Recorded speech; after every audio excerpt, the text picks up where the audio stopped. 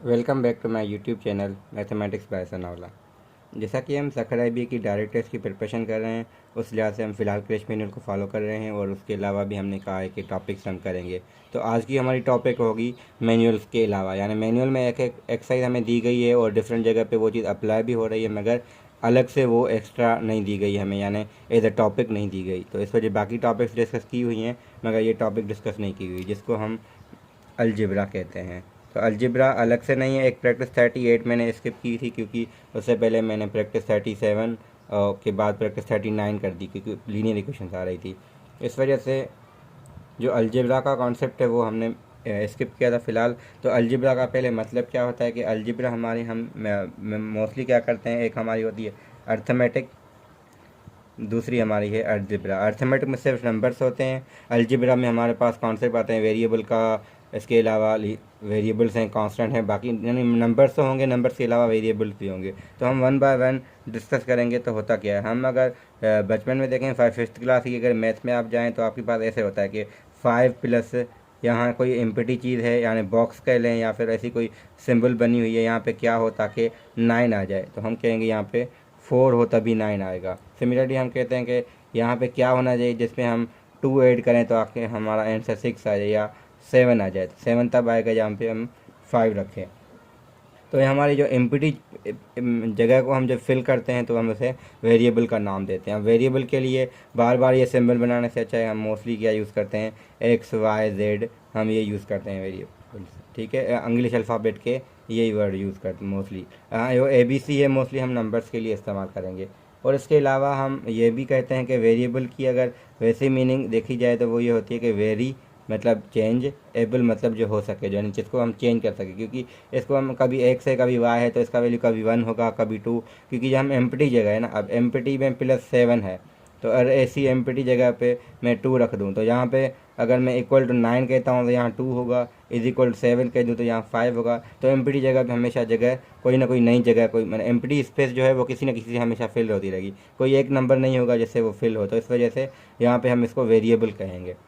इसके अलावा हमारे पास कांस्टेंट क्या होते हैं, कांस्टेंट की डेफिनेशन ये है कि हम जिसको फिक्स्ड नंबर्स कहें, जो हमारे फिक्स नंबर्स होते हैं हम उसे कांस्टेंट्स कहते हैं। और अगर हम ये कहें कि आपके पास एक लिटरल होता है फिर या फिर हम इसको एक कोएफिशिएंट कहते हैं। कोएफिशिएंट क्या होता है हमारे पास कि अगर 2x + 3y है तो coefficient of x is 2, coefficient of y is 3, यानी जिस जो वेरिएबल के साथ मल्टीप्लाई किया हुआ नंबर हो हम उसे कोएफिशिएंट कहते हैं उस वेरिएबल का।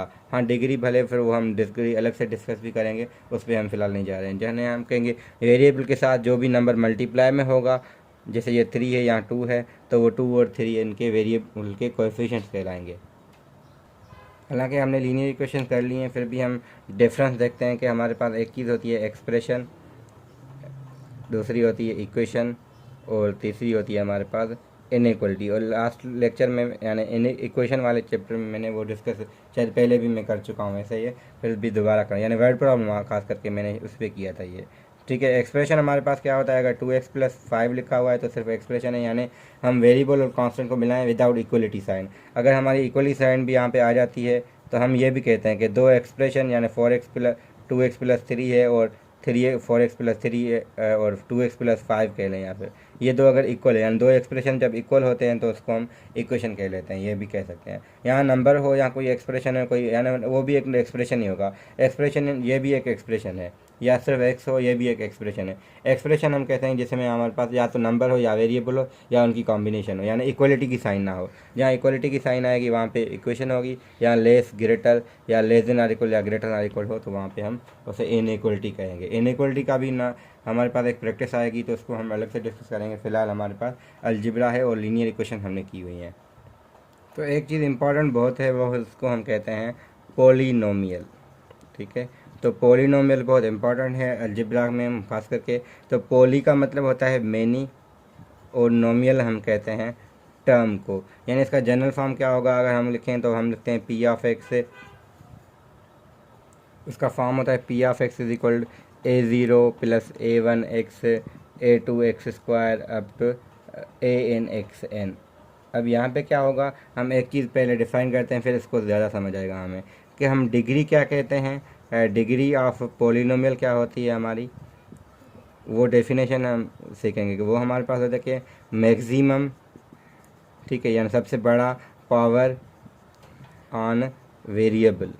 अगर यहाँ देखा जाए तो हमारे पास वेरिएबल का कौन सा है, एक्स यूज़ हुआ है यहाँ पे। तो अगर एक्स वेरिएबल है तो यहाँ सबसे बड़ी डिग्री देखें तो एन है। तो हम कहेंगे इसको हम ये पढ़ सकते हैं कि ये पॉलिनोमियल है डिग्री एन का। अगर हम इसको एन की जगह 2 रखें तो ये होगा a0 a1 x और a2 x स्क्वायर तक। फिर हम इसको कहेंगे पॉलिनोमियल ऑफ डिग्री 2। फिर 3 हो तो डिग्री 3, 4 हो तो डिग्री 4। तो वेरिएबल में जो सबसे ज़्यादा पावर होगी हम उसे डिग्री कहते हैं। हाँ, डिग्री कैलकुलेट करने का तरीका भी होता है, वो भी हम अलग देखते हैं। ज़रूरी नहीं कि इसमें एक ही वेरिएबल हो। तो हमारा पॉलिनोमियल 2 वेरिएबल, 2 से ज़्यादा वेरिएबल में हो सकता है, ठीक है। तो इसमें हम डिग्री भी चेक करेंगे और इसके अलावा हम टर्म्स भी देखेंगे, तो वो अलग से एक कैटेगरी है इसकी।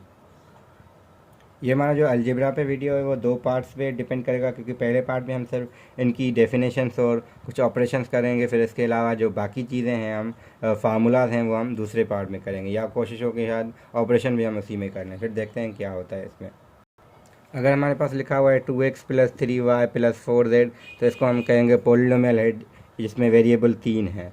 फिर एक ये है कि 2x y + z हो, इसमें भी हम कहेंगे 3 हमारे पास वेरिएबल। नंबर ऑफ़ वेरिएबल भी हम देख सकते हैं। अगर हम फिर इसकी डिग्री देखना चाहें तो डिग्री के लिए क्या होता है कि इसमें डिग्री 1 है, इसमें डिग्री 1 है, इसकी डिग्री, तो ओवरऑल की डिग्री 1 हो जाएगी। यहाँ देखा जाए तो यहाँ इसकी डिग्री तो 1 है, इसकी 1 1 है। फिर जब मल्टीप्लाई होते हैं वेरिएबल तो डिग्री में हम उनका ऐड करते हैं, यानी ओवरऑल इसकी डिग्री 2 है, इसकी 1 है। तो हमने कहा था पॉलिनोमियल की डिग्री क्या होगी, जो मैक्सिमम हो। तो यहाँ पर डिग्री क्योंकि 2 है, यहाँ 1 है, तो इस ओवरऑल की डिग्री हम 2 कंसीडर करेंगे।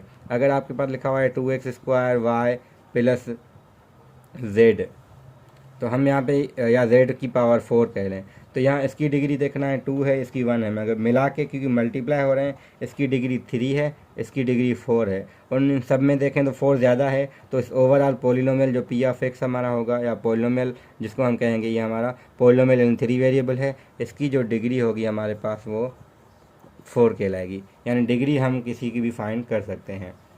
तो जब मल्टीप्लाई होंगे वेरिएबल तो उनकी डिग्री हम ऐड करेंगे आपस में, बाकी जो होगा इंडिविजुअल देख के सब में जो सबसे ज़्यादा होगा हम वो डिग्री कंसीडर करेंगे। ऐसा भी हो सकता है कि अगर आप 2x 3y / z + w या z² या x² क्यों ना हो, यहाँ डिग्री 4 है, 3 और 1 4, मगर यहाँ पे एक कम है तो वो माइनस करके ओवरऑल इसकी डिग्री 3 है, इसकी डिग्री फिर 2 हो जाएगी। तो फिर ओवरऑल देखेंगे तो मैक्सिमम हमारे पास 3 है, तो इस वजह से इसकी हम डिग्री 3 काउंट करेंगे। तो जो पॉलिनोमियल्स होते हैं 2 किस्म से हम इसको कैटेगराइज करते हैं, यानी अलग से एक बुक में नहीं लिखा हुआ, मगर हम नाम पढ़ते हैं तो मैंने एक ऑब्जर्वेशन बनाई कि हम इसको ऐसे समझ सकते हैं कि आपके पास 2 तरीके से हम पॉलिनोमियल को देखते हैं। एक देखते हैं बाय डिग्री, यानी देखने का नज़रिया कह सकते हैं, और एक को बाय टर्म्स देखते हैं कि टर्म्स कितने हैं। अगर आपके पास डिग्री इसकी पॉलिनोमियल की 1 है तो हम उसको नाम देते हैं स्पेशल लीनियर। जब डिग्री 2 हो तो हम उसको क्वाड्रेटिक कहते हैं, और डिग्री 3 हो तो हम इसके क्यूबिक कहते हैं।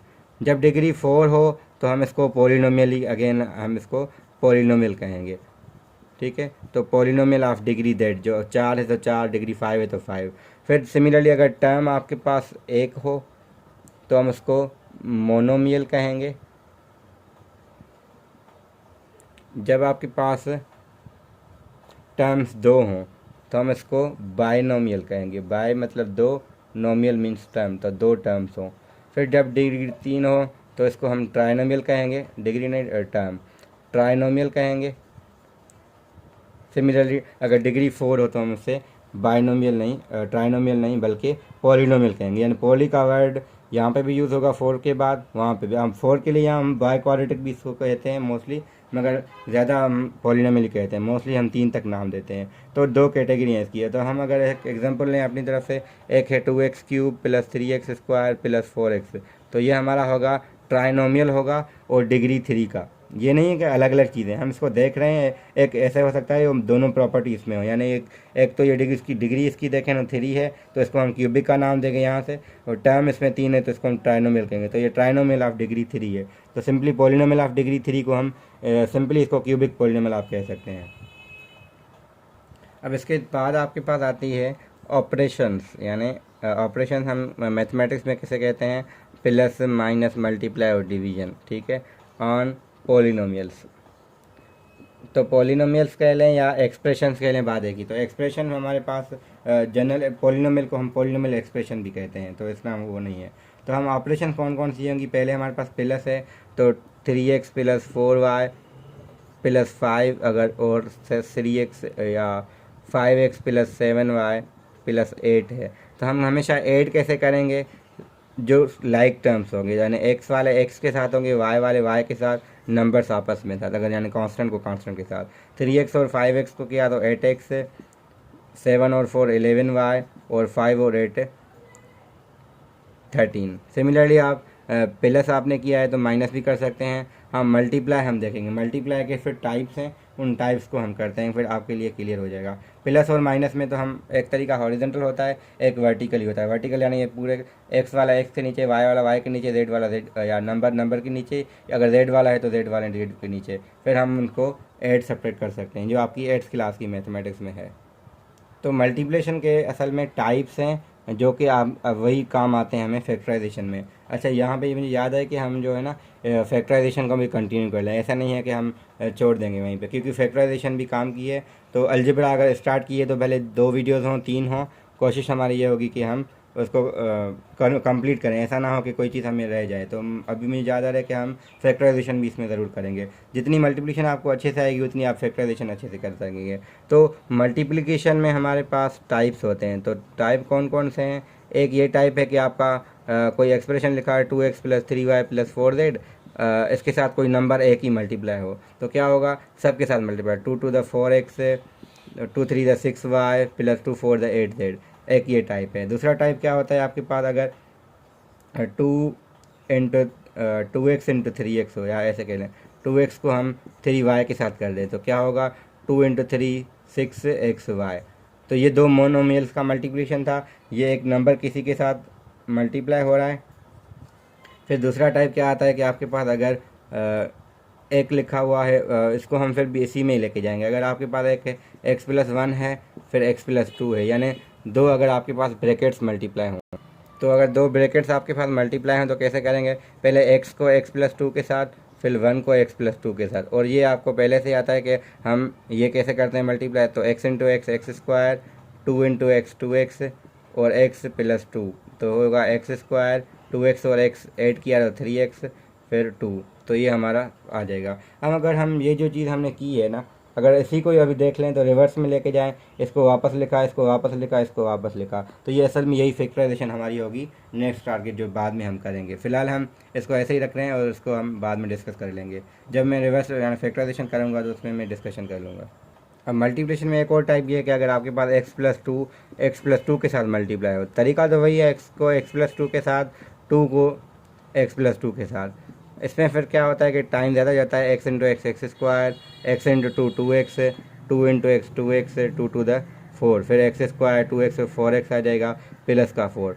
मगर हम क्या करते हैं इसमें कि स्पेशल टाइप, क्योंकि ये एक जैसा है तो इसको हम लिख सकते हैं x + 2 का होल स्क्वायर, फिर हम फार्मूला अप्लाई करते हैं a + b का होल स्क्वायर। अब हम जो करना चाह रहे हैं यहाँ पे, वो आप प्रैक्टिस सेट ये यहीं पे आपकी हो जाएगी, मैं अलग से वो नहीं करूँगा, यही आपकी यूज़ होगी। तो a + b का होल स्क्वायर का फार्मूला है a² 2ab प्लस का b²। तो यहाँ अगर हम यूज़ करें x a की जगह x है, b की जगह 2 है, तो x का स्क्वायर + 2 टाइम x × 2, यानी 2ab + b का स्क्वायर, तो आपका यही होगा x² प्लस का 4x प्लस का 4।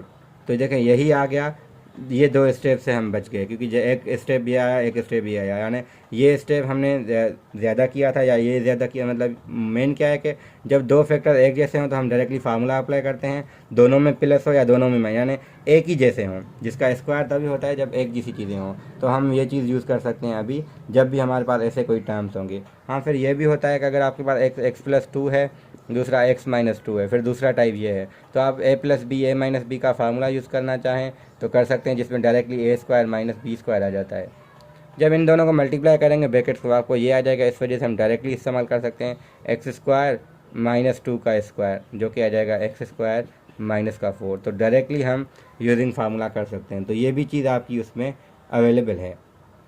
तो सिमिलरली आपके पास ये दो फैक्टर्स हैं, ऐसे तीन हो तो फिर क्यूब का फार्मूला बनेगा, तो फिर प्लस के लिए भी माइनस के लिए भी, फिर वो भी हम करते हैं फिलहाल। अब दो फैक्टर्स जब मल्टीप्लाई हों, तो जब अलग अलग थे तो हमने पहले किया, जब एक जैसे थे, दोनों में प्लस की हो या दोनों में माइनस हो, तो दोनों में प्लस हो तो प्लस का फार्मूला, दोनों में अगर माइनस हो तो माइनस का फार्मूला। तो मैं ऐसे लिखता हूँ कि यहाँ माइनस होगी तो सिर्फ यहाँ माइनस आएगी, ना कि स्क्वायर में। स्क्वायर वाले टर्म प्लस ही रहते हैं, फ़र्क क्या आता है 2ab वाले टर्म में, इस वजह से। क्योंकि रीज़न भी है इसमें, वो हम देख सकते हैं, क्योंकि प्लस की जगह यहाँ जहाँ बी था वहाँ माइनस आ गया, यहाँ माइनस बी का स्क्वायर करेंगे तो ख़त्म हो जाएगा, इस वजह से यहाँ जो माइनस थी वो बाहर आ जाती है। तो रीज़न ये होता है, तो इसलिए हम एक ही फार्मूला भी यूज़ करें, या मतलब याद करने के लिए एक भी कर सकते हैं, दो भी कर सकते हैं। तो यहाँ पे मेरा वीडियो जो है वो 15 मिनट्स की स्ट्रेंथ तक चला गया है, तो इस वजह से मैं अब इस वीडियो को एंड करके हम नेक्स्ट पार्ट में क्योंकि वो ज़्यादा लेंथ हो जाती है तो स्टूडेंट अवॉइड करते हैं, मतलब मैंने देखे, क्योंकि हम खुद देखते हैं कि इतनी स्ट्रेंथ कौन देखे, तो इस वजह से नेक्स्ट जो हमारा होगा वो क्यूबिक फार्मूला, उसको हम कंटिन्यू करेंगे, यानी इसकी इकाई हम पार्ट 2 के नाम से मैं अपलोड कर दूँगा। Thank you.